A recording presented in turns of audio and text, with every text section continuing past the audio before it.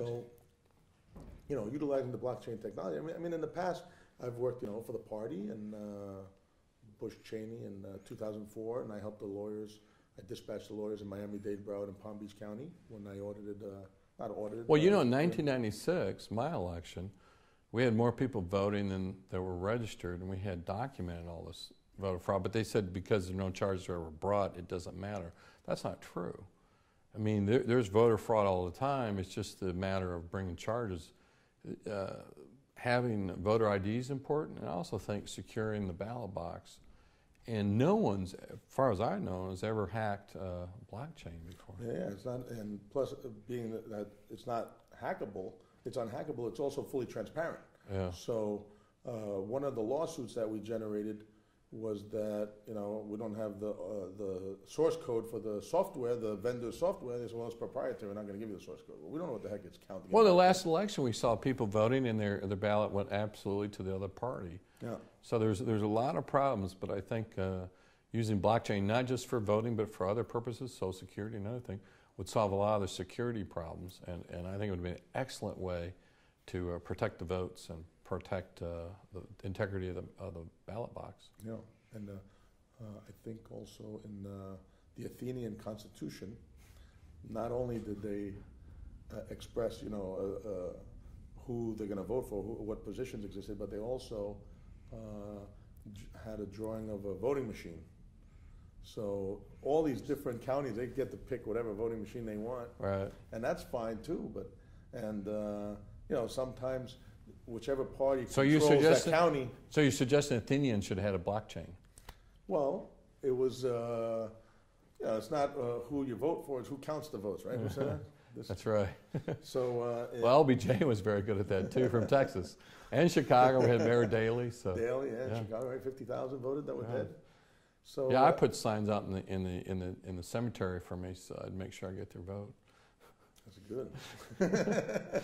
No, but in all seriousness, this needs to change, and I think this would be it. And I really think blockchain would be a great answer. I think at least in a start, we should at least try and test it out in several communities and look at it. And I think it would be a fantastic way to secure the ballot box. I think so. Yeah. I mean, in the past, they took even now, they take the memory cards and they hand them to someone and he drives them to the vendor, right? All these people from the different polling places drive the cards to the vendor, and who knows what the vendor's doing with them. Well, in 1996, we actually followed a car with the ballot box because, a lot of the trouble occurs after the ballots have been closed, or the ballot place has been closed. And we were exceeding 100 miles an hour following this box back to the county. And what's odd, too, is you always see these late returns, where like, oh, what's going on? Why is it taking 2-3 days? And in a blockchain, it'd be secure and it'd be quicker. It'd be live. Yeah, it'd be amazing. I think it'd be very beneficial and harder to cheat. Sure, you wouldn't have to carry the data around. The data is going to be posted on the blockchain as the blocks get accepted by the network. I think. Does that mean we're going to see a movie 300 because the Athenians are back in the? Well, what I'm saying is, they also told you in the Constitution what the voting machine had to look like. There's some counties they wanted voting machines that did not have a paper trail. Paper trail.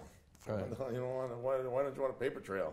Usually the parties, right, end up controlling that. The county and the party that controls the county controls the voting in that county. And I was in Palm Beach. There were 20. Well, that's why they don't. 20 Hispanic machines. But that's why they don't want blockchain.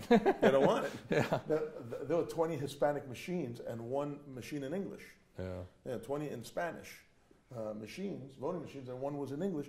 And there was an 8-hour line of people who didn't speak Spanish, and there were no Spanish people there. Yeah. So they figured that maybe more Republicans speak only English than. Well, I think overall we need to promote it and we need to test it, and I think a good way of doing that is in the upcoming election, 2016, see some polling places use it. Well, that'd be great. Yeah. All right.